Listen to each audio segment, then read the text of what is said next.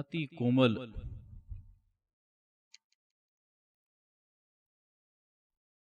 या कहूं माखन जैसी वृत्ति की धारणा रखने वाले महापुरुषों में से एक हैं संत रहीम। संत इसलिए क्योंकि जो इस झमेले से उठ सके कि हिंदू या मुस्लिम, सिख या ईसाई,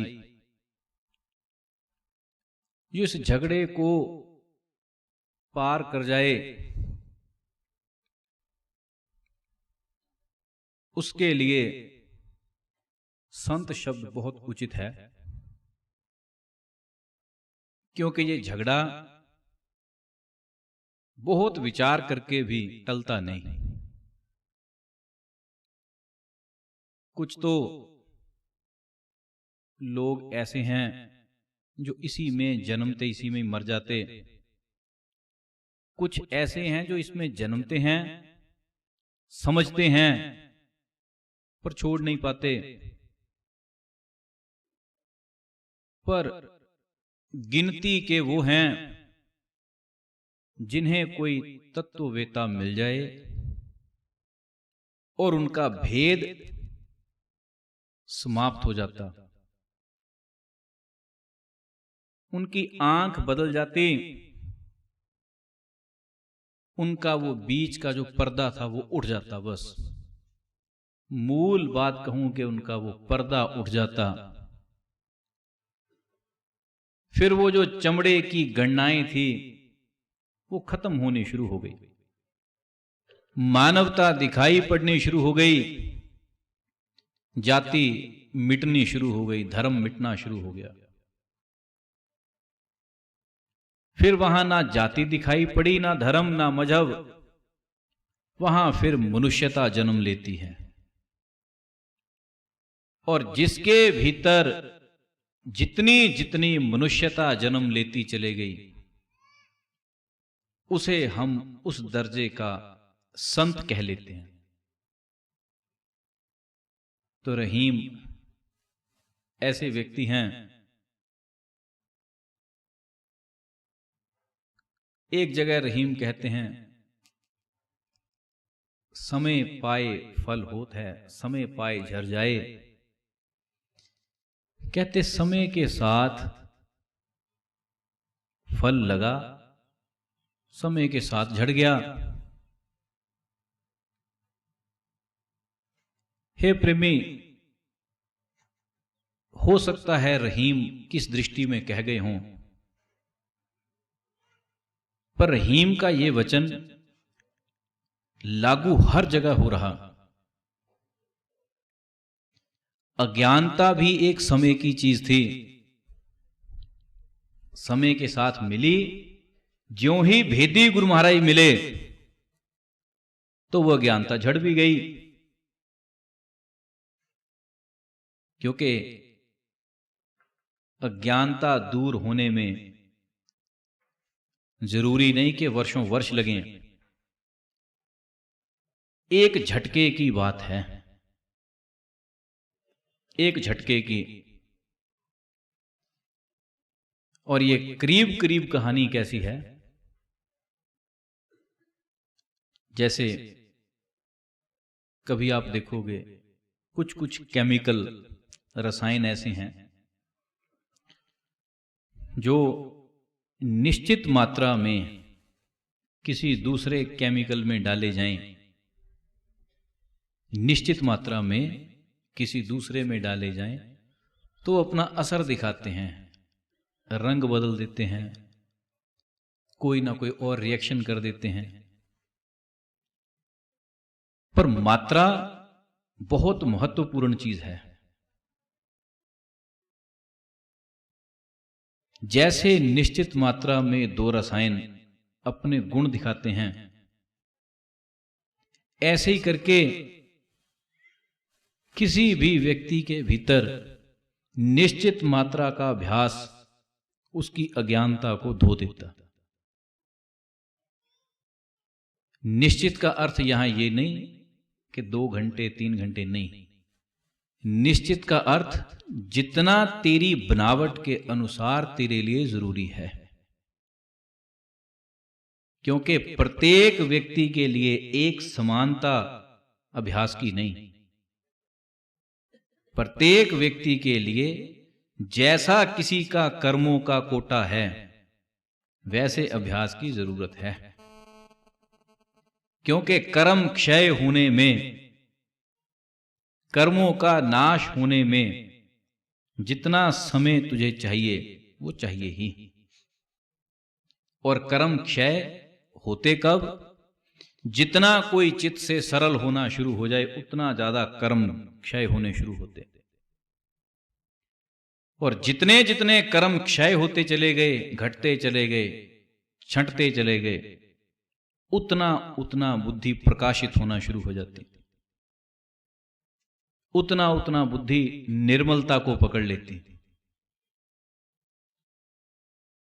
जिसको गुरबाणीकार कहते हैं तिसकी निर्मल सोए। सोए का अर्थात तेरी बुद्धि, तेरा वो तत्व जिसने संस्कारों को पकड़ा हुआ है। निर्मल कैसे हुई? परमात्मा के भजन से। जितना जितना प्रभु भजन होता चला गया उतना उतना चित्त सरल, शांत, आनंदित, या कहूं ठंडा। कितना ठंडा?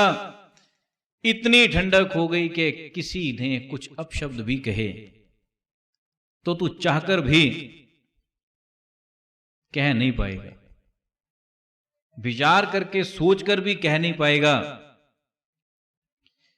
क्योंकि सुमिरन का एक सर्वोपरि गुण यह है कि चित्त में इतनी शीतलता हो गई कि पहले तो वो कुवचन लगेंगे ही नहीं। तेरे रिफ्लेक्स में शांति कह लो बैठ गई, तेरे सहज स्वभाव में शांति बैठ गई। जैसे कुछ लोगों की आदत ऐसी है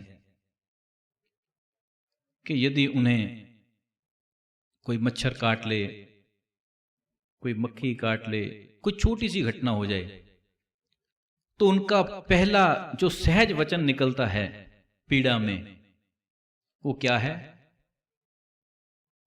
कोई ना कोई व्यक्ति गाली देता है, कोई व्यक्ति एक ही बात कहेगा, इसको गोली लग जाए, इसको आग लग जाए, क्योंकि ये सहज बैठा है। ऊपर ऊपर से हम अपने आप को देखें तो दिखाई नहीं पड़ता। ये तभी पता चलता है जब अचानक 2, 3, 4 मच्छर इकट्ठे काट लें। कोई कहेगा तेरा बेड़ा गर्क हो जाए, क्योंकि ये हमारे मनस का पार्ट हो चुकी चीज, उसका हिस्सा है। हम अपने आप को बहुत ही कांट छांट करके देखें तो ये दिखाई नहीं पड़ता। ये चीजें तब निकलती हैं जब अचानक से कुछ हो जाए, एकदम से कुछ घटना घटी जिसका नियंत्रण मन से हो ही ना सके, तब के जो वचन हैं वो हमारे रिफ्लेक्स का पार्ट हैं। हे प्रेमी सुमिरन, तेरे रिफ्लेक्स तक में, तेरे मनस में शांति उतार देता। संभवतः आप लोगों ने एक कहानी सुनी हो, गुरु महाराज उस दृष्टांत को अक्सर सुनाया करते थे कि कोई महात्मा किसी वृक्ष के नीचे बैठे ध्यानस्थ अवस्था में, एक बिच्छू आए बारंबार, महात्मा जिन उसको उठाएं, दूर रख दें, वो फिर आए, फिर डसले, फिर आए, फिर डसले। किसी सज्जन ने पूछा कि यदि आपको पता ही है कि ये इसका स्वभाव है और आप में इसको सहन करने की शक्ति भी है, तो कम से कम इसको या तो मार दो या मिट्टी में गड्ढा खोद कर कहीं दबा दो, जीवित को ही, या कहीं और दूर फेंक दो। तो उन महात्मा को जो जवाब था वो क्या था? कहते जो ये काटता है ये इसका स्वभाव है, डसना इसका स्वभाव है, इसको हटा देना ये मेरा स्वभाव है। ना तो मेरे ही चित्त की इच्छा वासना है कि मैं इसको मारूं, और ना ही संभवतः इसके अंदर ये भाव होगा कि मैं यहां से हट जाऊं। हम सब कहते स्वभाव में बरतते हैं। हे प्रेमी, ये समझाने का एक दृष्टिकोण है कि व्यक्ति अपने मनस में कैसे बंधा हुआ है। हम अपनी आदतों से बाज आ नहीं सकते। कोई कहे कि मैं आदत को बदल लूं, उसके लिए मनस में जाकर कुछ बदलाहटें करनी पड़ती हैं। उसके दो ही तरीके हैं, या तो जबरन डंडे के जोर से जैसे भी, या कोई बदलने को तैयार हो जाए तब, नहीं तो तीसरा कोई तरीका है नहीं। है कहानी सारी मनस की, और उस मनस में कितनी कितनी प्रकार के रोग, द्वेष, नेगेटिविटी, गंदगी, क्या क्या भरा पड़ा। वो चीजें जैसे जैसे तेरे जीवन में घटनाएं घटती हैं, वैसे वैसे वो गंदगी बाहर आती, और वही है तेरे कर्मों का कोटा। उसके ऊपर काम हो सके, उसको बदला जा सके, खाली किया जा सके, ये शक्ति परमात्मा के भजन में है।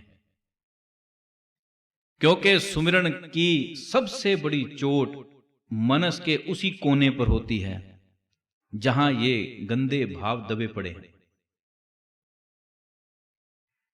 इसीलिए महापुरुष जब भी कोई व्यक्ति अपनी कैसी भी समस्या, उलझन लेकर पहुंचे, कष्ट लेकर पहुंचे, महापुरुष ज्यादा शब्दों में बात नहीं करते, एक बात पर बल देते हैं कि तू सुमिरन कर, तू ध्यानस्थ हो। क्योंकि पता है और चीजें समझाने का कुछ अर्थ तो है नहीं, और चीजें सब बनावट हैं। जो भी कहेंगे वो सब बनावटें हैं। सुमिरन की राय ऐसी राय है, जिसने करी उस पर बदलाहट हुई ही हुई, होगी ही होगी, ये तो पक्का है। क्योंकि सुमिरन करके तू ना बदले, ये सवाल ही नहीं। हां, सुमिरन ना करे और कहे जाए मैं करता हूं, तब तो पक्का है कि नहीं बदलेगा। पर सुमिरन करे और कहे बदला नहीं, ये तो सवाल ही नहीं। ये प्रेमी, सुमिरन में अपना ही बल है, सुमिरन की अपनी बात है। या ऐसा समझ, जिस पर भगवान विष्णु, भगवान शिव, सब महापुरुष, जिसको करके सब तर गए, जिसके बारे में सब कह गए, क्या वो बच्चों का खिलौना है कोई? उसमें अपना ही दम है। पर हां, एक बात है, सुमिरन तेरी शर्तों के अनुसार नहीं हो सकता। ये भजन की खूबी है, तेरी शर्तें वहां नहीं चलती, क्योंकि तेरे मिटने का नाम ही तो ध्यान है। और तू ये चाहता है कि मैं तो रहूं, मैं भी रहूं, मेरी मैं भी रहे और तू भी रहे। ये सारा कुछ इकट्ठा नहीं होगा। जब मैं था तब हरि नहीं, अब हरि तब मैं नाय। महापुरुष कहते एक टेकेगा, या ईश्वर या तेरी मैं, दोनों इकट्ठे नहीं। और करीब करीब संबंध ऐसा है कि कभी भी अंधकार और प्रकाश को एक जगह पर इकट्ठा नहीं देखा जा सकता। जितना प्रकाश आएगा, उस दर्जे का अंधकार भी घटेगा। अब कोई कहे कि एक ही कमरे में पूरा प्रकाश हो और पूरा अंधकार भी हो, नहीं होगा। क्योंकि कहानी इतनी सी है, प्रकाश का ना होना ही तो अंधकार है। कोई पदार्थ तो है नहीं, और जहां प्रकाश आ गया वहां अंधकार टिके कैसे? और व्यक्ति की चाहत हमेशा से यह है कि मैं एक ही तल पर बैठकर सब कुछ को इकट्ठा देख सकूं। एक ही तल पर होकर मैं भी रहूं, परमात्मा भी हो जाए, नहीं होगा। हे प्रेमी, ईश्वर तेरे परिवर्तन की कहानी है। सीधी सीधी बात यह है। हां, यदि तुम कहो कि क्या फिर हम भी ईश्वर हैं, बिल्कुल हैं, 100% हैं, पर परिवर्तन की जरूरत है। सोने का गहना, सोने की भस्म, कहने को एक ही चीज है। उसी सोने से गहना बना, उसी से भस्म बनी, पर भस्म गहने की तरह पहनी नहीं जा सकती, और गहना भस्म के तरीके से खाया नहीं जा सकता। बने दोनों सोने से हैं, एक ही पदार्थ से बने हुए दो अलग अलग गुणों के पदार्थ हैं। अब कोई कहे कि सोने की भस्म कानों में पहन लें, नहीं बात बनेगी।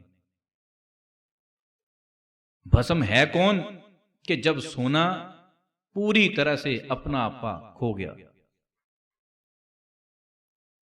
हे प्रेमी, परिवर्तन उसी पदार्थ का है। ऐसे ही ईश्वर तेरा परिवर्तन है, तेरा बदला हुआ रूप है, जिसको महापुरुष कहते हैं मन तू ज्योत स्वरूप है, अपना मूल पहचान।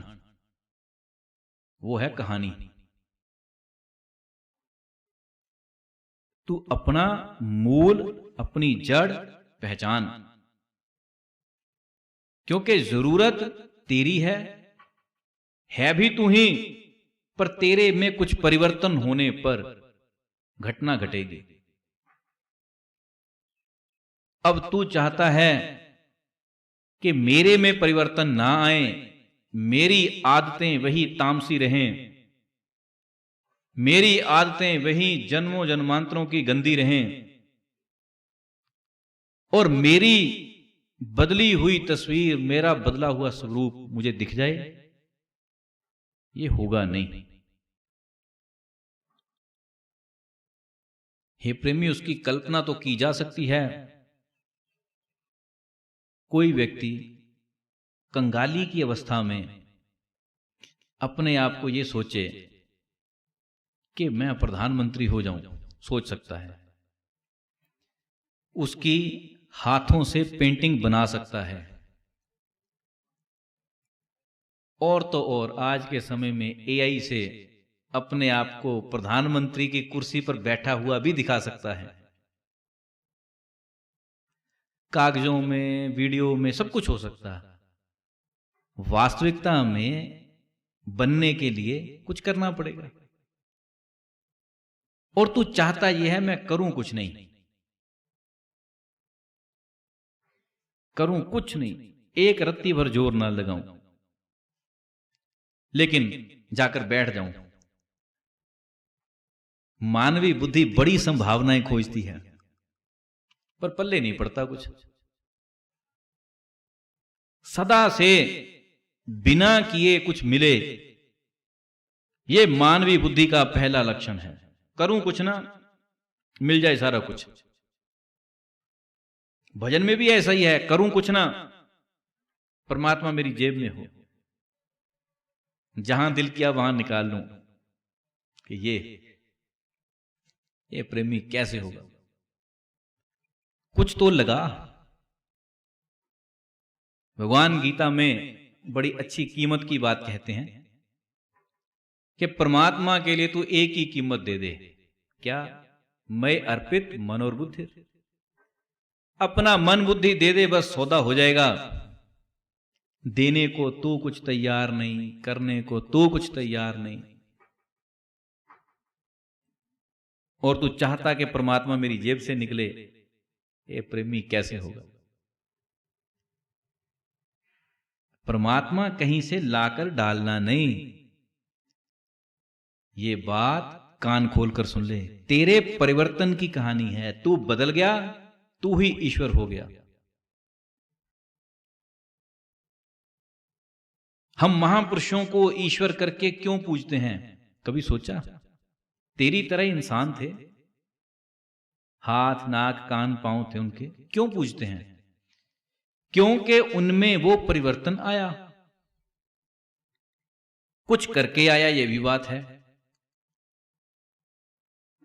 सरलतम महापुरुषों में से यदि किसी की बात करूं तो कुछ चुनिंदा महापुरुषों को हम सरलतम कहते हैं। बुद्ध, नानक, ये सरलतम लोग हुए, सरलतम, सीधे, स्पष्ट, हल्के। इनके जीवन को, इनकी चित्त की दशा को यदि कोई पढ़कर भी समझना चाहे तो एक बात पाएगा कि इनमें कोई ज्यादा किंतु परंतु, तीन तेरह, ऐसा वैसा नहीं, ज्यादा उलझनों में उलझे नहीं,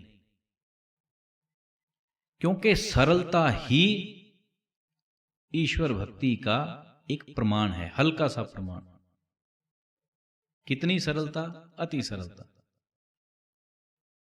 जो कह गया ठीक है, उसके पीछे नहीं भागे कि क्यों कह गया, अब इसको क्या कहें ना, जो है ठीक है।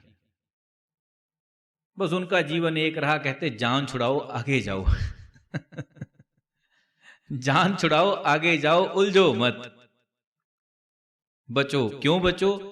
ताकि हमारी बुद्धि, हमारा मन किसी को खोजने खाने में ना चला जाए, ये अपने आप पे में ही टिका रहे। नहीं तो लड़ना झगड़ना, गाली देना संभवतः उनको भी आता ही होगा, पर उनकी ट्रेनिंग ये नहीं थी, क्योंकि सरलता उनका लक्षण है, सरलता। और हे प्रेमी, ये सरलता बिना नाम के, बिना सुमिरन के आती नहीं। नाम में लगा हुआ चित्त दो तीन गुणों को तो जल्दी पा लेता है। पहला सरलता, दूसरा निर्भयता। निर्भय, शास्त्र कहते नाम जपत निर्भय भया, ये तो कहानी जल्दी घटित होती है। फिर किसी का कोई भय नहीं, किसी का कोई भय नहीं। तीसरा, नाम में उतरे हुए व्यक्ति के साथ तीसरी जो खास चीज घटित होती है वो है निश्चलता। किसी के साथ कोई लाग लपेट, किंतु परंतु, कोई छल छलावा नहीं, स्पष्ट। बुरा लगे तो भी ठीक, अच्छा लगे तो भी ठीक, पर कोई छल विद्या नहीं। मेघनाद जिस समय युद्ध के लिए आया तो विभीषण श्री राम जी को कहते हैं कि हे प्रभु, कहते ये बहुत मायावी है, यदि युद्ध करते करते सांझ हो गई, शाम पड़ गई, सूर्यास्त हो गया, तो इसकी वही माया कई गुना हो जाएगी। क्योंकि रात में जितने भी राक्षस हैं, निशाचर हैं, इनकी ताकत बढ़ जाती है। तो कहते इसकी माया कई गुना बढ़ जाएगी। तो भगवान उस समय जवाब देते हैं, कहते हे विभीषण जी, कहते इसके पास जो भी शक्तियां हैं वो आसुरी हैं, और आसुरी होना ये इसके जन्म से है। पर मनुष्यता में सबसे प्रबल शक्ति सरलता और निश्चलता है, छल करना ही नहीं। आसुरी शक्ति का अर्थ ही एक है, कैसे किसी को ठग लेना, कैसे किसी के साथ छल कर लेना। क्योंकि और तो माया का कुछ अर्थ नहीं। माया का अर्थ है यहां से लुप्त हुए, कहीं और प्रकट हो गए, कुछ ऐसे चमत्कार, कुछ और चीजें। कहते हमारा धन, हमारा विजय का आशीर्वाद हमारी सरलता है। हमें युद्ध का अर्थ केवल युद्ध ही समझ में आता है। और यदि उस वृत्तांत को आप गौर करके देखें, हर जगह जैसा भी युद्ध का भी जो समय रहा, वो भगवान एक बात कहते रहे, कहते कि शौर्य, दया, सच, तप, यही कहते हमारे अस्त्र शस्त्र हैं, यही हमारा रथ है। हे प्रेमी, ये सब चीजें सुमिरन से सहज पैदा होती हैं, सहज। ये सुमिरन का सहज प्रभाव है, या कहूं पहले दर्जे का प्रभाव। कोई व्यक्ति कहे कि मैं सच बोलने में बड़ा कष्ट करता हूं, फिर भी झूठ हो जाता, ये जब तक तू सोचता है तब तक कहानी कच्ची है। किसमें कच्ची? सुमिरन में। कुल मिलाकर बात यह है कि जब तक तेरी सुमिरन पर पकड़ नहीं, तब तक तेरे अपने आप पे में तुझे कई किंतु परंतु दिखाई पड़ेंगे। जितना जितना सुमिरन की प्रगाढ़ता होती गई, सुमिरन में गहराई आती गई, उतना उतना ये तत्व हटते जाएंगे। हे प्रेमी, नमस्कार करके एकाग्र होके तेरा घंटा भी सही लग जाए, बहुत ज्यादा कह रहा हूं ये, टिक कर, तो तुझे उसी समय समझ में आ जाएगा कि मैं सदा से राजा हूं, मुझे चाहिए कुछ नहीं। ये जो महापुरुषों के वचन हैं, जाको कछु ना चाहिए सोही शहनशाह, ये किसके वचन हैं? ये उस स्थिति के वचन है जब किसी को अपना आपा नजर आ गया, जब कोई शांत एकांत हो गया, तो समझ में आया कि नहीं, कुछ नहीं चाहिए, सब ठीक। गुरु महाराज कहा करते थे, सबके पल्ले लाल है, सभी साहूकार, सबके पल्ले लाल है।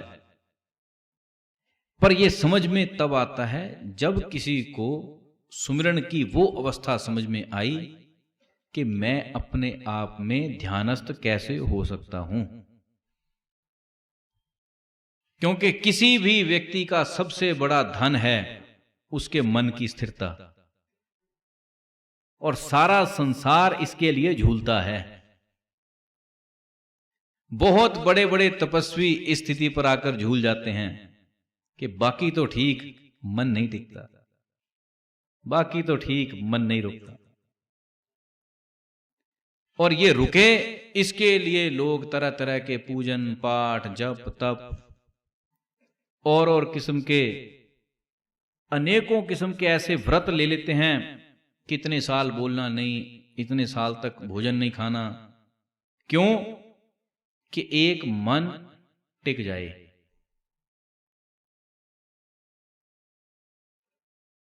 हे प्रेमी, ये मन टिक जाए, ये कोई छोटी चीज नहीं। जीवन में यदि कभी एक आध सेकंड के लिए किसी को इसकी झलक पड़ जाए, वो जानता इसकी कदर क्या है, वो जानता कि ये धन कैसा है। जिसने कभी इस तरफ को ध्यान ही नहीं दिया, उसको तो कोई मोल ही नहीं। जैसे मैंने आज नीचे आपको एक बात बताई कि जिन लोगों ने अपने कमाई के धन पर रहकर भोजन या जीवन यापन किया, अपनी कमाई का खाया, अपनी कमाई का खाया और दबाकर भजन की स्थिति को संभाला, वो जानते हैं कि किसी का एक पानी का गिलास भी कभी कभी क्या से क्या कर जाता। अब जिसने किया ही कुछ नहीं, उसको कोई अंतर नहीं।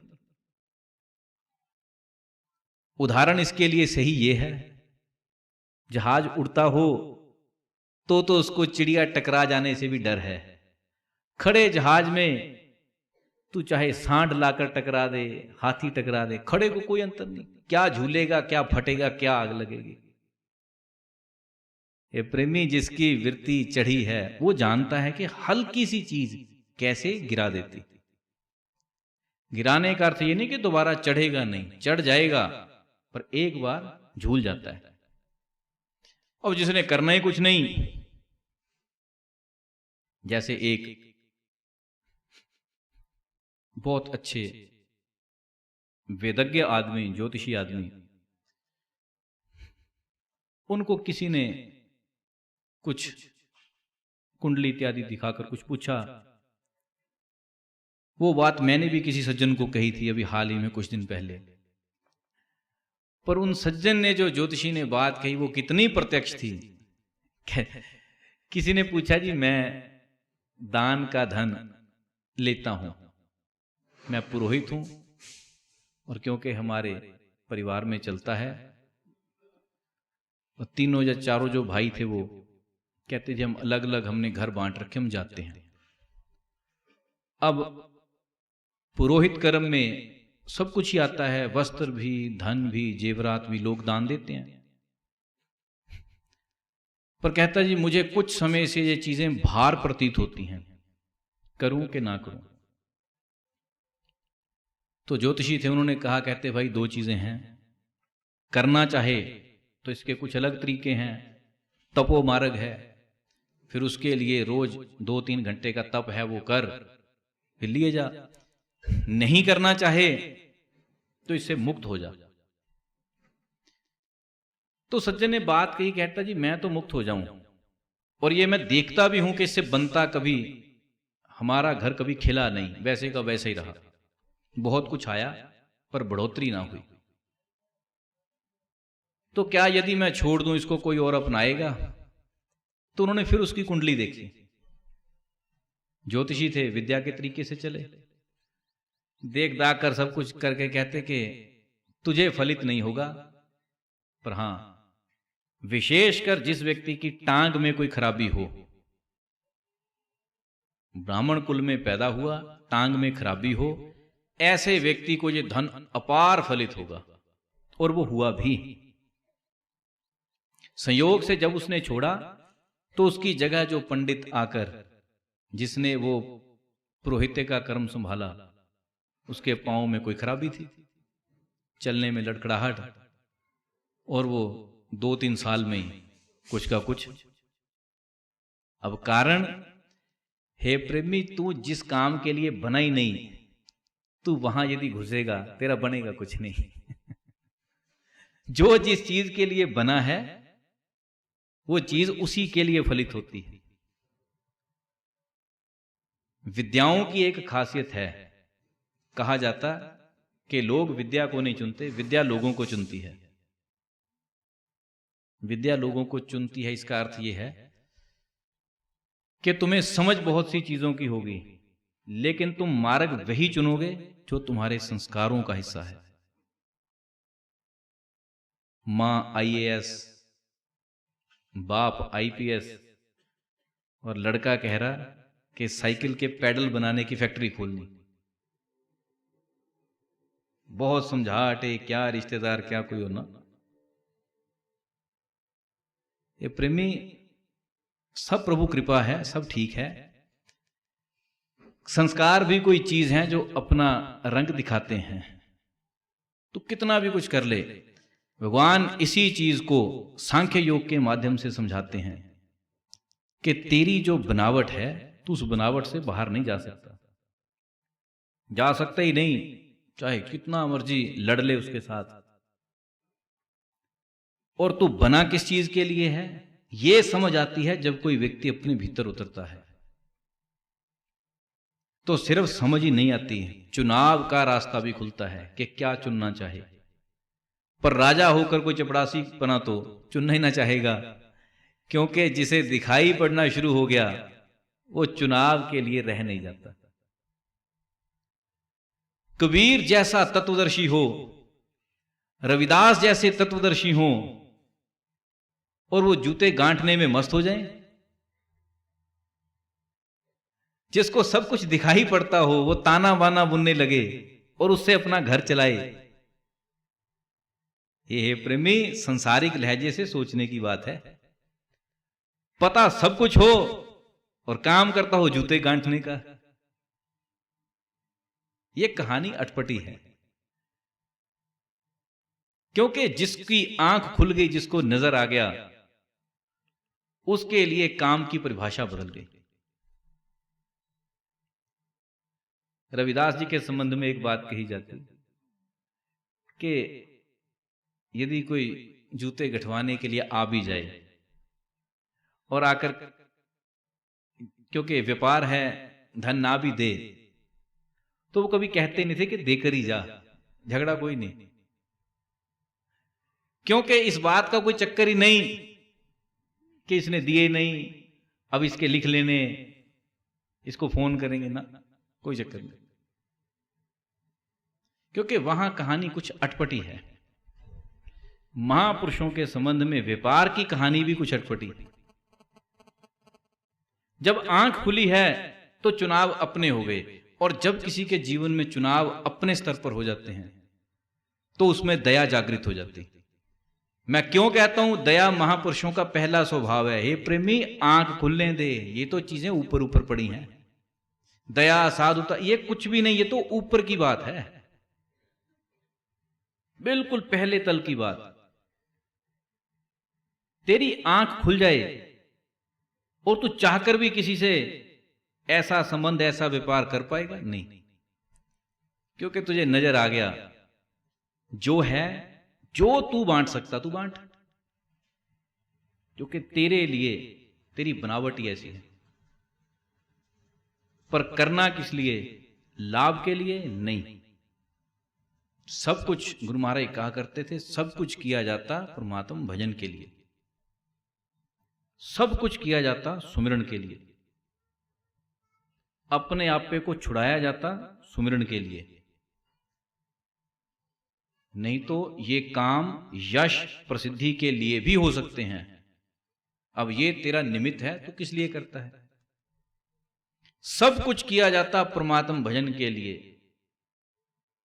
जैसे शास्त्रों में एक बड़ी प्यारी बात आती है, अब प्रभु कृपा करो यही भांति, सब तज भजन करूं दिन रात। सारा कुछ किया जाता भजन के लिए। जिसको ये तत्व समझ में आ गया कि मेरे सब दान, सब पुण्य, सब कर्म, सब शुभ केवल मेरा भजन बन जाए, बस उसके लिए मैं सब कुछ कर रहा हूं, उसकी जिंदगी सफल हो गई।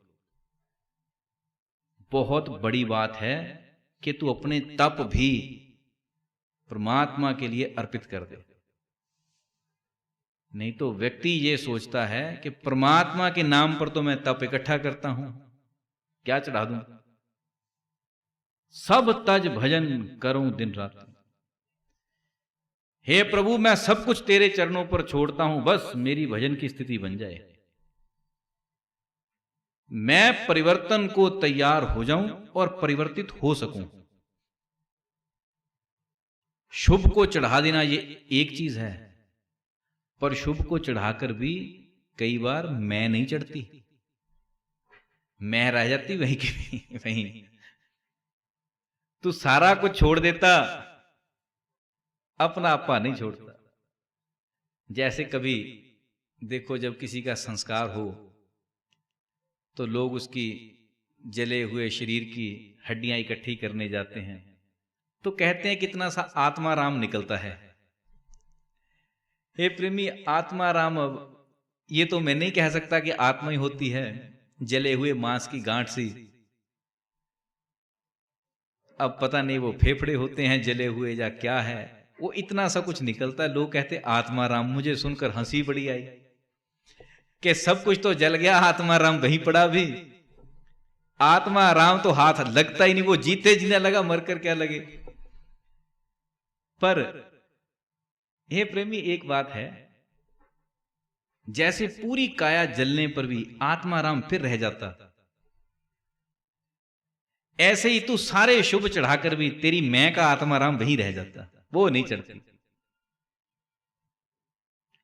वो जैसे कभी कभी होता ना कि फोड़ा पक जाए, उसमें से इर्द गिर्द से गंदगी आ जाए, तब भी उसके बीच में एक मूली सी रह जाती, वो बड़ा तंग करती। हे प्रेमी, ऐसे ही अहंकार की मूली नहीं तेरी चढ़ती, वो सदा ही चुभती है। जब हाथ लगाओ तब सुई की तरह चुभती, वो नहीं चढ़ती, वो नहीं निकलती। पर जब तक वो निकलती नहीं तब तक पस बनना बंद नहीं होती, क्योंकि वही सारी पस की मां है। उसी के कारण तो सब खिलारे पड़े हैं। कुल झगड़ा तेरे में भी तेरी मैं का ही है, लेकिन मैं के परिवर्तन को कुछ लोगों ने ये कहा कि तुम जीवन में मैं कहना बंद कर दो। ये प्रेमी, ये सब कार्टून कोने की बातें हैं, नहीं होता ये। तेरे को कोई तेरा नाम पूछे और तू क्या कहे, फिर ये तो कहेगा नहीं मेरे पिताजी का नाम ये। सवाल मुंह से कहने का नहीं, सवाल मन के परिवर्तन का है। मजबूरन समझाते समझाते मैं मजबूरन कह रहा हूं कि कुछ शब्द ऐसे कहने पड़ेंगे कि तुम्हें बात स्पष्ट हो जाए, पर यह कहने की कथा है नहीं वैसे, क्योंकि बहुत गड़बड़ कहानी है ये कहने में। समझत सुखद ना परत बखानी। समझने में तो आसान है, कोई इसमें लग जाए, पर इसकी परतें बखान करना बड़ा मुश्किल।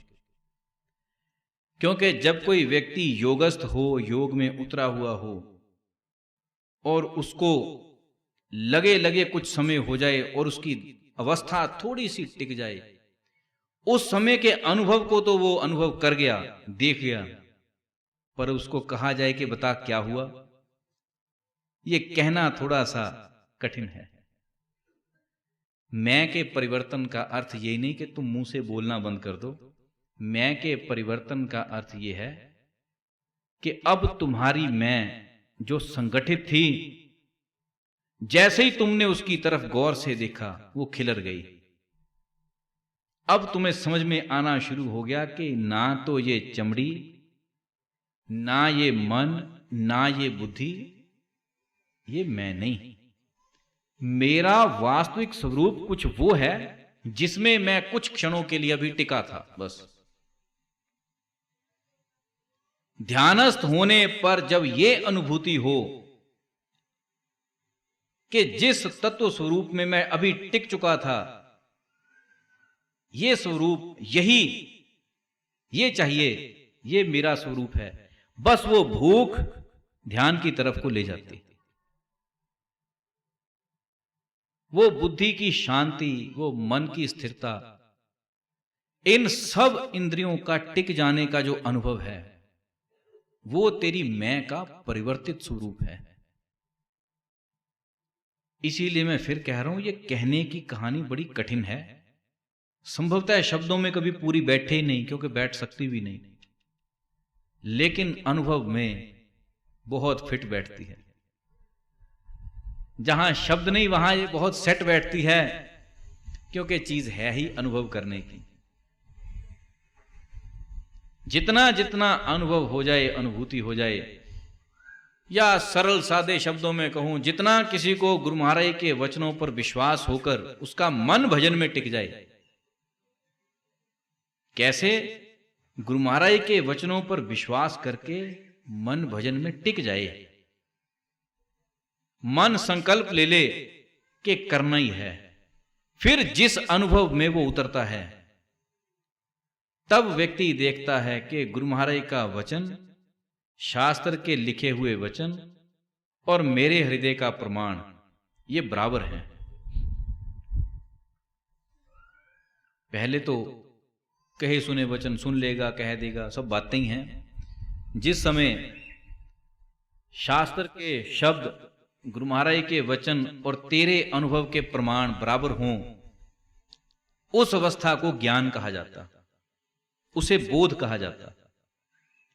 और होता तब है जब कोई दृढ़ता पूर्वक गुरु महाराज के वचनों पर टिक गया, सेवा धर्म में, सत्संग धर्म में पक्का हो गया और भजन में उतर गया, तो ये प्रमाण स्पष्ट होने शुरू होते, तो दिखाई पड़ना शुरू होता। फिर कितना कितना, जितना जितना गुरु महाराज के वचनों को पकड़ता गया, जितना जितना पकड़ता गया, जितना जितना उतरता गया, टिकता गया, और टिका और टिका और टिका, टिकते टिकते अनुभव कर गया कि ईश्वरत्व, शिवत्व ये मेरे से बाहर कहीं नहीं, तो मुझ में ही है। कमी मुझ में ये है कि मैं ही आज तक टिका नहीं। टिका मैं नहीं, ढूंढता रहा उसको बाहर, और जैसे ही टिका वैसे ही भीतर समझ में आ गया। हे प्रेमी, परमात्मा बाहर से खोजना नहीं, परमात्मा तेरी अस्थिरता के कारण लुप्त है। इसके लिए बहुत सही उदाहरण जो बैठती वो ये है, कभी किसी बर्तन में पानी लो, किसी थाली में या किसी में खुले बर्तन में पानी ले, उसमें अपना आपा देख, पानी को हिलाए जा, तुझे तेरी अपनी परछाई दिखाई नहीं पड़ेगी। पानी टिक जाए, शांत हो जाए, फिर उसमें देख तो तेरा चेहरा बिल्कुल शीशे की तरह दिखाई देगा। करीब करीब ये कहानी ऐसी है, पूर्णतः तो नहीं कह सकता हूं, करीब करीब कहानी ऐसी है। क्योंकि ये नहीं कि जब तू ध्यानस्थ हो जाए तो तुझे वहां अपनी फोटो दिखाई देगी, ऐसा मत सोच लेना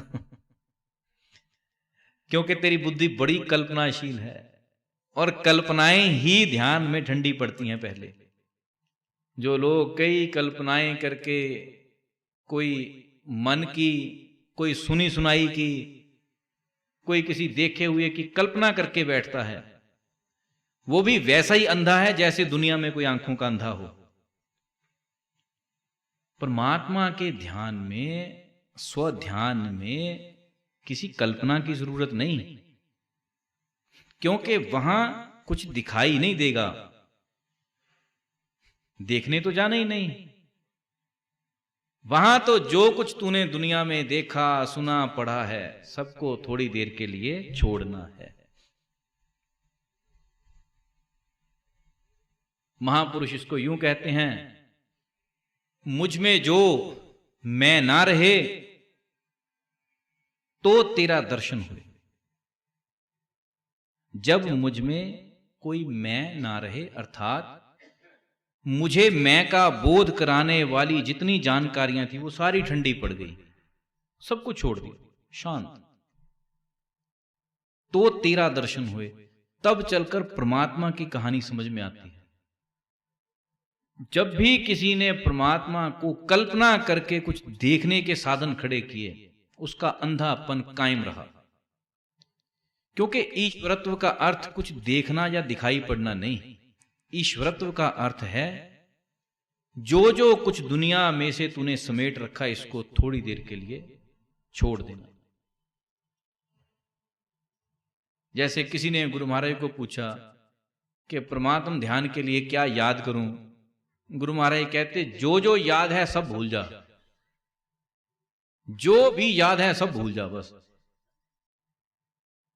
परमात्मा स्मरण की, याद करने रटने की कहानी नहीं, भूलने की कहानी है, इकट्ठा करने की कहानी नहीं, छोड़ने की कहानी है। बस ये बात जिस दिन समझ में आ जाए, जिसे कबीर कहते हैं उल्टी घाटी चढ़े सो जाने मरण का भेद। ये कहते उल्टी घाटी है, पहाड़ दिखाई पड़ते हैं ऊपर से तीखे नीचे से चौड़े, ये घाटी कहते ऊपर से चौड़ी है नीचे से पतली है, चढ़नी उल्टी है। ये भेद है कहते इसका। अर्थात यहां कुछ संजोना समेटना नहीं, छोड़ना है। फिर यदि कहो सुमिरन ध्यान ये क्या है, जिस दिन तू इनमें उतरेगा ये भी छूट जाएंगे, अपने आप सब कुछ छूटता चला जाएगा, तू शांत हो जाएगा।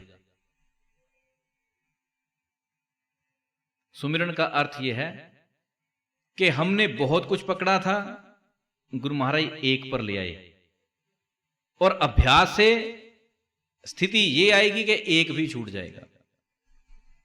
सुमिरन का अर्थ यह है, या इसको दूसरे तरीके से अब समझो, सांसारिक तरीके से। मनोवैज्ञानिक इसको ये प्रयोग में लेते हैं, जब कोई अनिद्रा का रोगी जिसको नींद ना आती हो, उसके लिए जो मनोवैज्ञानिकों ने प्रयोग किए उसमें से बड़ा प्यारा प्रयोग ये है कि तुम्हें कहा जाता है कि तुम किसी एक निश्चित गणना को गिनो, उल्टी गिनती पकड़ लो, 100 से 50 तक गिनो, जब 50 पर पहुंचे फिर 100 से शुरू हो जाओ, उल्टी गिनती गिनो। अर्थात एक चीज पर घिसे जाओ, पर किस चीज पर, जिसको बोलने के लिए तुम्हें थोड़ा सा दिमाग देना पड़े। तो तुम पाओगे लगभग अगले 10-12 मिनट में जो ही चीज दिमाग का हिस्सा होना शुरू हुई, तुम नींद में चले जाओगे। ये तो कभी घर में करके देख लो। पर इसकी दूसरी बात यह है, इसको तुम रास्ते पर चलते चलते करोगे तब नहीं होगा, क्योंकि नींद भी उसे आती है जो सोना चाहे, नहीं तो उल्टी गिनती याद हो जाएगी, नींद नहीं आएगी। मनोवैज्ञानिकों के सारे प्रयोग उस अवस्था के लिए हैं यदि तुम अवस्था को लाना चाहो और साधन ना मिलता हो। तुम साधनों को याद करके फिर इधर उधर घूमो, फिर वो स्थिति नहीं बनती। तो मनोवैज्ञानिकों ने ये बहुत अच्छा प्रयोग किया कि जब भी किसी को किसी एक तत्व के चिंतन पर लगा दिया जाए तो धीरे धीरे उसका वो चिंतन भी छूट जाता, क्योंकि बुद्धि नींद में चली जाती। ध्यान में उतरने वाले लोग सबसे पहले ये शिकायत करते हैं कि हमें नींद जल्दी आ जाती है, सिर लुढ़क जाते हैं, गिर जाते हैं। कुछ लोग तो बैठे बैठे खराटे लेने लग गए, झूलने लग गए, क्योंकि नींद पहला द्वार है। ध्यान में आने वाला सबसे पहला द्वार नींद का है। धीरे धीरे नींद अभ्यास के साथ टूटनी शुरू होती, टूटनी अर्थात नहीं आएगी। पहले जल्दी आती थी, फिर जल्दी ना आकर थोड़ा लेट आएगी, फिर होते होते खत्म। पर खत्म उसकी होती जो अभ्यास करता रहे, जो अभ्यास ही तब तक करे कि जब तक नींद आई है तब तक ही, तो वो सारी उम्र सोता ही रहेगा। ऐसे ऐसे महापुरुष भी आपने देखे होंगे कि ज्यों ही जयकारा लगता है त्यों ही उनका सिर नीचे, खत्म होने का लगा त्यों ही एक्टिव। क्योंकि सेकंड संडे के अलावा 29 दिन करना उन्होंने भी कुछ नहीं, वो भी महीने में एक ही दिन भक्त हैं। ऐसा व्यक्ति क्या जीतेगा?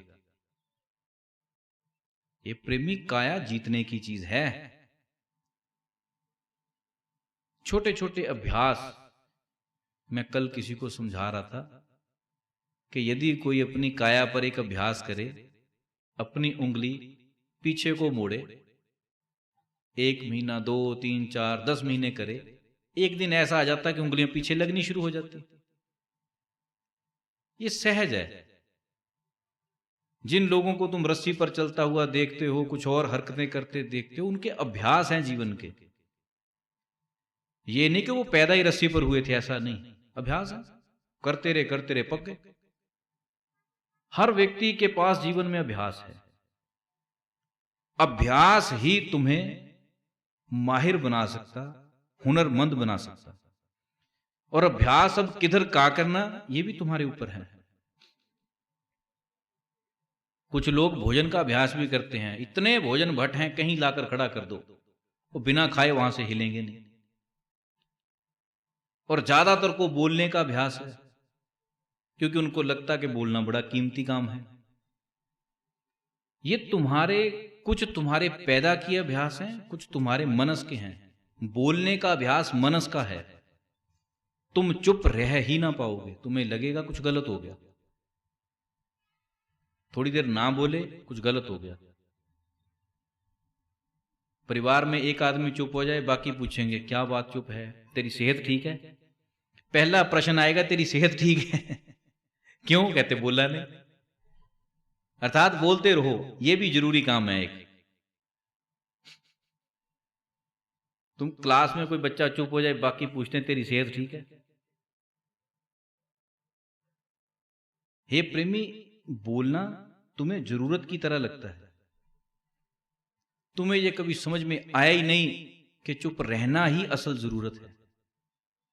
बोलने से कुछ खास नहीं होता। एक इंसान अपनी जिंदगी में जरूरत का पूरे 24 घंटे की बात करूं या कहूं सुबह जागने से रात सोने तक, जरूरत का केवल और केवल 15 मिनट में ही पूरा बोल सकता है, जितना जरूरी है। ये एवरेज है, करके देख लो, नहीं तो बाकी तो सब गैर जरूरी है, बाकी की कोई जरूरत नहीं। पर अब ये बात तुम्हें समझाए कौन? क्योंकि चुप रहोगे तुम्हारे रिश्ते खराब हो जाएंगे, चुप रहोगे तुम्हारी सेहत खराब हो जाएगी, क्योंकि तुम्हें लगेगा बोले ही नहीं, आज जीभ में खुजली है, चुप कैसे रह गए। माताएं इस विषय में काफी प्रसिद्धि प्राप्त हैं, पर अब सिर्फ माता ही नहीं, पुरुष भी इस गुण में बहुत प्रधान। विषय अलग अलग हो सकते हैं, पर बोलना जरूरी है। हे प्रेमी, बहुत सा जीवन गैर जरूरी कामों में जाता है। बहुत लंबा जीवन गैर जरूरी चीजों में चला गया और जा रहा। कुछ लोगों को तुम कभी देखो जीवन में, उनके लिए बात का कोई मोल नहीं, पर उन्होंने बोलना है। और जहां उनके सुनने का काम नहीं, उन्होंने सुनना भी जरूर है। गांव में ऐसे लोग अक्सर मिलेंगे, दो लोग गली में खड़े हो जाएं तो तीसरा जिसका कोई काम नहीं वो आकर उनको देख रहा है। काम उसका कुछ नहीं, उसे लेन देन कुछ नहीं, उसको समझ में भी नहीं आ रहा, पर वो सुनेगा, खूब जोर लगाएगा। जब देखा कि समझ में आना ही बंद हो गया तो बेशर्म होकर शायद वहां से हिल जाए, पर कोशिश करेगा कि खड़ा रहे, क्योंकि पहले हमें सुनने का चस्का है, उसके कारण बोलने का चस्का है। बिन बजा बिन बजा बिन बजा। और कभी कभी तुम्हें ऐसा कोई पल्ले पड़ जाएगा जिससे तुम्हें जान छुड़ानी मुश्किल हो जाए। उसने बोले ही जाना, बोले जाना, बोले जाना, बोले जाना, क्योंकि उसको ये नहीं समझ में आता कि जो बात 10 घंटे में कर रहे हो ये 10 मिनट में हो सकती है। अब ये किसके लक्षण हैं? जिसको अपने समय की कीमत नहीं, जिसको अपने मौन की कीमत नहीं, जिसको अपने आपे में उतरने की कीमत नहीं, ये उनके लक्षण हैं। कोई व्यक्ति अंदर उतरने का ललायत हो, लोभी हो, वो तो ये कहेगा कि भाई तुम कहना क्या चाहते हो, एक बात में कहो, कहना क्या है वो बात बता।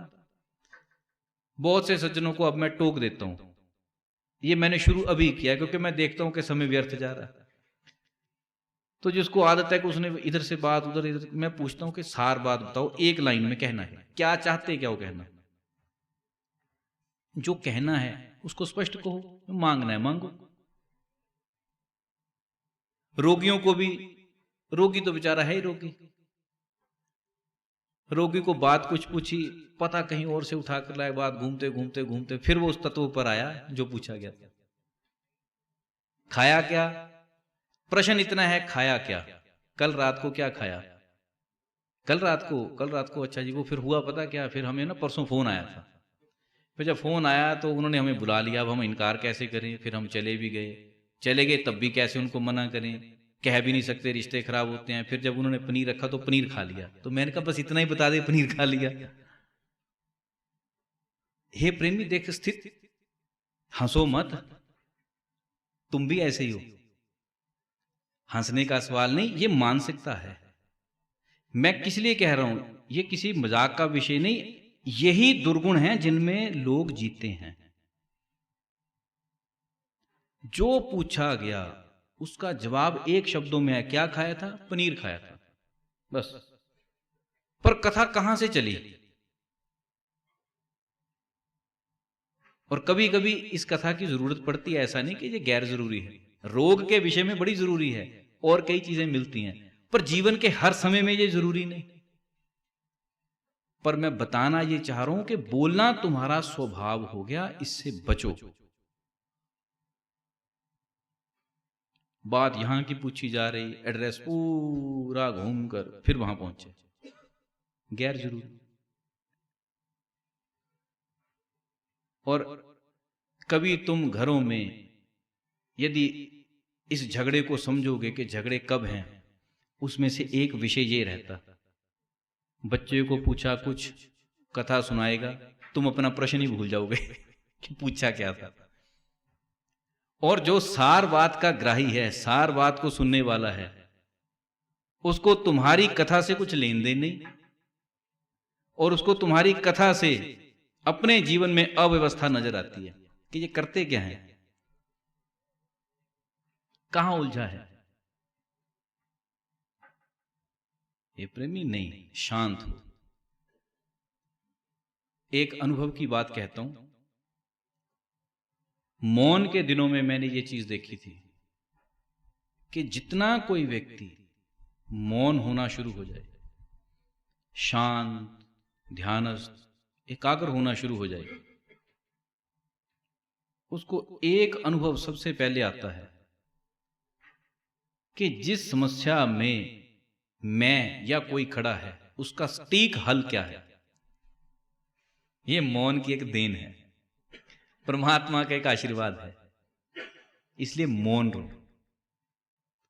अब मौन का अर्थ ये नहीं कि ऊपर से चुप रहो ना, ऐसा मौन एक बार के सिवाय मैंने नहीं लिया, सिर्फ एक बार गुरु महाराज के महाप्रयाण के कुछ समय बाद, बस उसके बाद कभी नहीं। मौन का अर्थ ये होता है जरूरत का बोलना, बाकी चुप रहना। और मौन का ही दूसरा भाग है जरूरत का सुनना, बाकी नहीं सुनना। जिन लोगों ने झगड़ना हो उनको तारीखें याद रहती हैं, कभी ध्यान देना इस बात को। जिन्होंने झगड़ना हो, लड़ना हो, उन्हें डाटा याद रहता है, तब मुझे ये कहा था, तब ऐसे हुआ था, पूरा याद रहता है उनको। इतनी तारीख को, माताएं बुरा ना माने, माताओं को कपड़े तक याद रहते हैं, किस शादी में कौन से पहने थे, ये किस चीज का हिस्सा है, ये भी उसी बुद्धि का हिस्सा है। कपड़े तक याद है, किस शादी में कौन सा सूट पहना, अब कौन सा नहीं पहनना, कितनी व्यवस्था है जीवन की। सारी शक्ति कहां खर्च रखी, इन्हीं चीजों में। हे प्रेमी, कौन सा चित्त करेगा भजन, जिस चित्त में नहीं है कोई वजन। जो चित्त भारी नहीं, हल्का है, वो भजन करेगा। तूने पता नहीं क्या क्या जानकारियां ठूंस रखी, भर रखी उसमें, कैसे करेगा। ईश्वर भजन उड़ने की विद्या है, जो हल्का है सो उड़ेगा, भारी चित्त उड़ता नहीं। भारी चित्त समझता ही नहीं। भारी चित्त रोना ज्यादा जानता है, हल करना नहीं जानता। रोई जाएगा, रोई जाएगा, वो अपनी कथा गाए जा रहा है, उसको कहा जाता कि भाई छोटा सा हल कर ले, सुखी हो जाएगा ना। वो नहीं करना, पूरी स्थिरता, पूरी डेडिकेशन, पूरी श्रद्धा रोने को दे रखी। जैसे बच्चा हो, कभी बच्चे के पैर में कांटा ऐसे चुभ जाए कि थोड़ा सा खून बाहर आ जाए, तो बच्चे की दशा देखो। बच्चा अपना पैर पकड़कर रोए जा रहा, रोए जा रहा, रोए जा रहा। तुम उसको समझाए, उसको समझ नहीं, सुन नहीं रहा वो ना, सुनना बंद, बस चिल्लाया जा रहा, ओ मेरा खून निकल गया, ओ मैं मर गया, ओ मेरी लात गई, मेरी टांग गई, ऐसे। फिर उसको जब थप्पड़ मार कर को चुप, तेरा कांटा निकल गया, तो वो कहता अच्छा, क्योंकि सुन ही नहीं रहा, उसको शांति आए कहां से। ऐसे ही गुरु महाराज के पास बैठकर भी तू अपने कांटे निकलने नहीं देता, रोए, अपने ही रोना रोए जा रहा। महापुरुष गुरबाणी में बड़ी प्यारी बात कहते हैं, कहते जिन जन है कोई भाग्यवान, सबके बस की बात नहीं। जिसने गुरु महाराज की एक सुन ली, पर वो भाग्यवान है जिसने सुन ली, क्योंकि तू अपनी सुनाई जा रहा, तो गुरु महाराज की नहीं सुनता। जब हमें दिखाई पड़ता कि तू सुन रहा, सुन तू तब भी नहीं रहा, क्योंकि तेरे अंदर कोई और ही ढोल की बज रही। चित्त ये कह रहा, हाँ ये तो कहानी गुरु महाराज ने सुनाई हुई है, ये वचन तब कहे थे, कुछ और ही बोले जा रहा, तू चुपचाप होकर सुन ले। गुरु महाराज बड़ी प्यारी बात कहा करते थे, कहते चित्त को चादर की तरह बिछा दे, इसमें वचनों के फूल गिरने दे। ये गुरु महाराज के शब्द थे। सत्संग ऐसे सुन, चित्त चादर की तरह खिलार दे, उसके ऊपर वचन झड़ने दे, फिर उसको इकट्ठा करके ले जा। ये है गुरु महाराज को सुनने की कला। तेरे अंदर पता नहीं क्या से क्या चल रहा। जैसे कभी सत्संग खत्म हुआ, एक प्रेमी कहता जी आज बड़ा आनंद आया। मैंने कहा किस बात का? कहता ये जो आज सत्संग हुआ ना, ये कभी सन 1991-92 पता नहीं कब ऐसा हुआ था। मैंने कहा तो पूरे सत्संग में यही सोचता रहा, तो यही मिलान करता रहा बैठकर, किस सन की बात है। हे प्रेमी, ये चित्त की दशा ये है। और ध्यान का अर्थ क्या है? सारी रिकॉर्डिंग थोड़ी देर के लिए छोड़ दे। तू ये सोच कि जो अब है ये मिलेगा नहीं। रहीम इस बात को कहते हैं, समय पर फल आया, समय पर ये झड़ जाए, समय पर झड़ भी जाएगा। और जब कहते जे आनी जानी है ही है, फिर काहे घबराए, फिर घबराता क्यों? थोड़ी देर के लिए सब चढ़ा दे, थोड़ी देर के लिए ऐसा हो जा कि एक मैं, एक गुरु महाराज, बस अब और कोई नहीं, शांत शांत शांत, ताकि तुझे थोड़ी सी समझ आए कि तेरे अंदर चल क्या रहा। अनमोल खजाना लेकर पैदा हुए, अनमोल खजाना लेकर जी रहे, पर होश कोई नहीं, होश कोई नहीं, बिल्कुल मुर्दों की तरह जीवन। इस जीवन में खुशबू पैदा कर, इस जीवन में अभी होली आने वाली, होली पर करते हैं क्या है, रंगों से खेलते हैं। अब जबकि होली की कहानी बड़ी निराली है। 14 तारीख को कार्यक्रम रखा है होली का। उस दिन होली के विषय पर कुछ खास वचन आपके लिए होंगे, पहुंच लेना। सुबह 9, 9:30 के करीब करीब सत्संग का कार्यक्रम, फिर उसके बाद सेवा का भी उस दिन कार्यक्रम रहेगा। इसी निमित्त वो कार्यक्रम रखा कि होली सिर्फ रंग फेंकने, रंग मलने का काम नहीं, हर चीज में अपना एक गुण है। महापुरुष क्या कहते हैं? महापुरुष कहते हैं कि तू सारी संगत छोड़, परमात्मा का संग कर। संग के लिए पहले परमात्मा के रंग को पकड़। अब वो कब पकड़ा जाए? जब तू अपना इर्द गिर्द वैसा बना ले।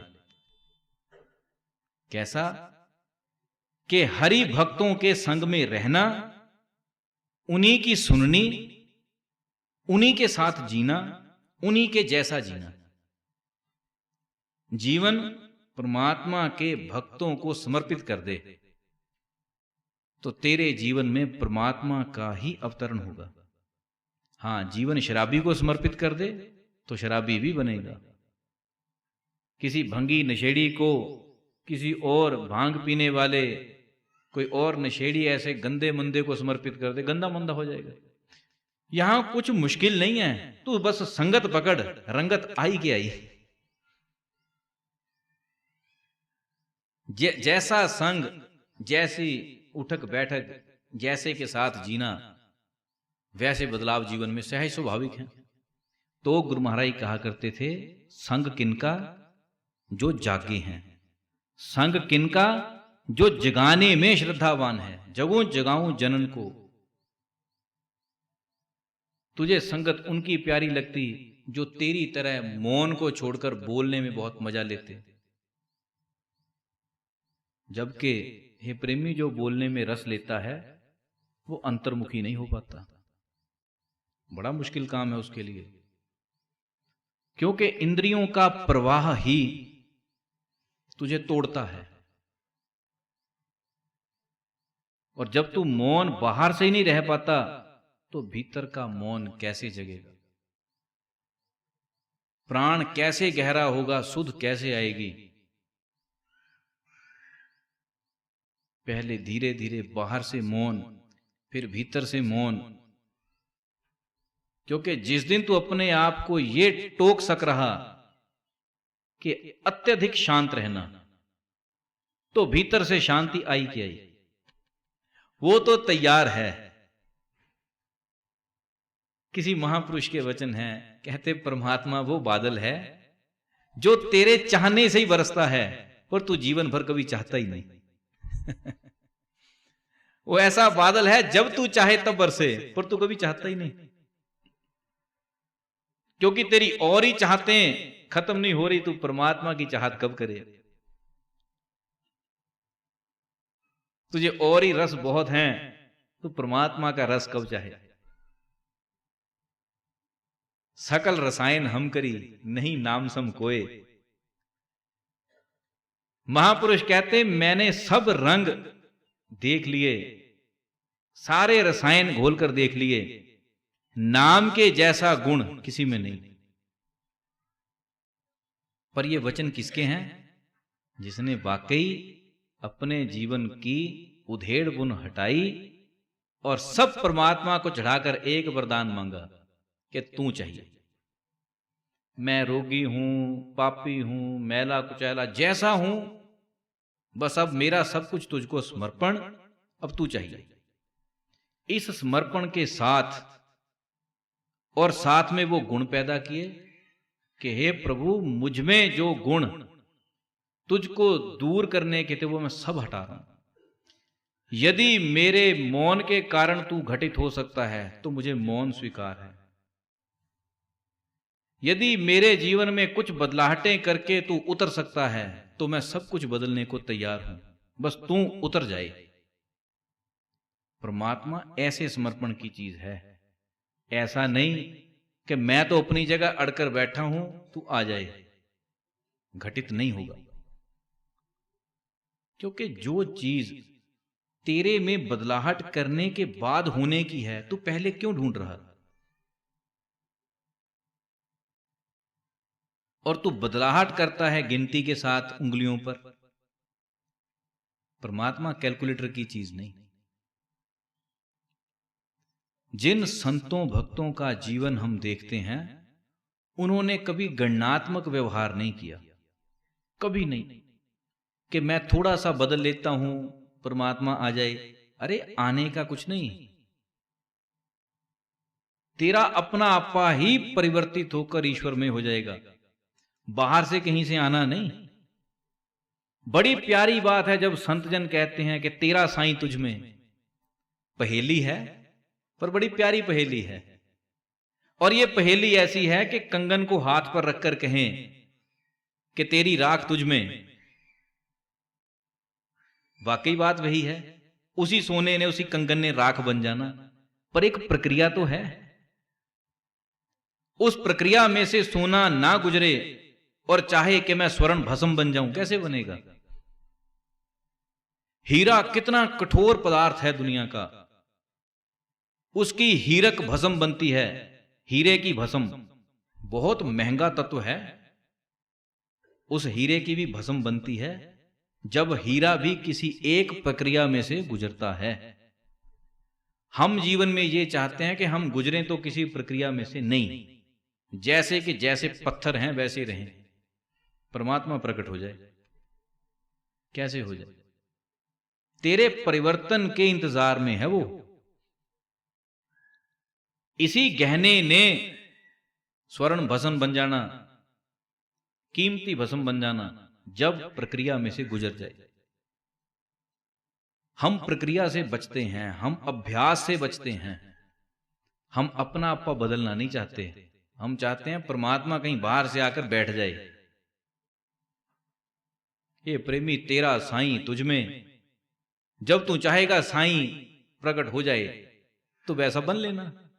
तू चाहे कि नहीं बिना साईं के काम चलता है तो चलाए जा भाई तब तो मौज है तेरी।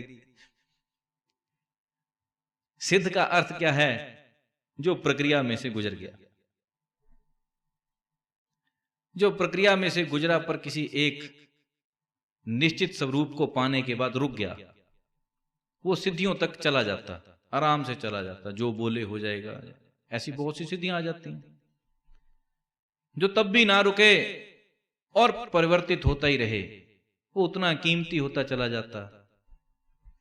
और जो ऐसे कीमती लोग हुए, उनमें से बुद्ध, नानक, महावीर, ये कुछ चुनिंदा लोग, क्योंकि ये कभी किसी लोक दिखावे तक टिके ही नहीं। इन्होंने कभी किसी प्रदर्शन के लिए बदलाहट नहीं पकड़ी।